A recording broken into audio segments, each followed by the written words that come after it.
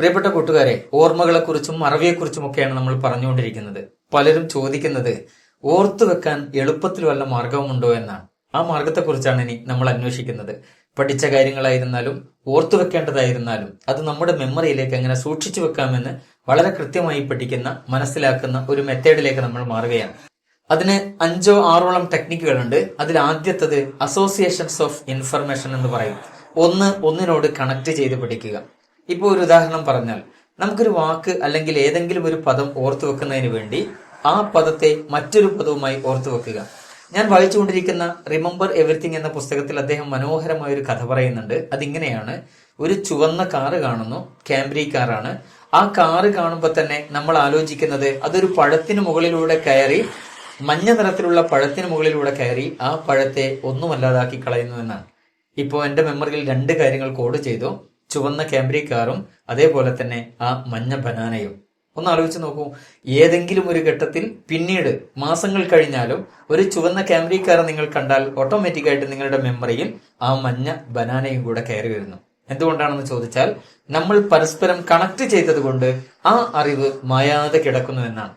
കൂട്ടുകാരെ, നിങ്ങൾ പഠിക്കുന്ന ഓരോ അറിവുകളെയും പരസ്പരം കണക്ട് ചെയ്ത് പഠിച്ചാൽ, അസോസിയേറ്റ് ചെയ്ത് പഠിച്ചാൽ അത് പിന്നീട് ജീവിതത്തിൽ തന്നെ മറന്നു പോകാൻ വളരെ സാധ്യത കുറവാണ്.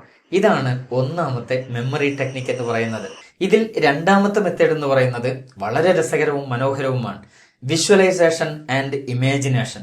നിങ്ങൾക്ക് പഠിക്കാനുള്ള ഒരു കാര്യത്തെ കൃത്യമായി വിഷ്വൽ ചെയ്ത് കഴിഞ്ഞാൽ, അത് വളരെ മനോഹരമായ ഒരു സിനിമാറ്റിക് മൂഡ് പോലെ കണ്ടാൽ അത് കൃത്യമായി നമ്മുടെ ഓർമ്മകളിൽ നിന്നും ഉണ്ടാകുമെന്നാണ് പറയുക. അദ്ദേഹം ഈ പുസ്തകത്തിൽ തന്നെ പറയുന്ന ഒരു ഉദാഹരണം പറയാം. വീട്ടിന് മുന്നിലൂടെ പോകുന്ന ഒരു ഗുഡ്സ് വാഹനത്തിൽ നിറയെ വെണ്ടക്കയാണ്. പക്ഷെ വെണ്ടക്കയുടെ പേര് നമുക്ക് ലേഡീസ് ഫിംഗർ എന്നറിയാം, നമ്മൾ പഠിച്ചിട്ടുണ്ട്. പക്ഷെ അത് പെട്ടെന്ന് വന്നുകൊള്ളണമെന്നില്ല. എങ്കിൽ നിങ്ങൾ സങ്കല്പിച്ചു നോക്കൂ, ആ വണ്ടിയുടെ അടുത്തേക്ക് പോകുന്നു, കുറെ ലേഡീസ് ഫിംഗർ വാങ്ങി തിരികെ വരുന്നു.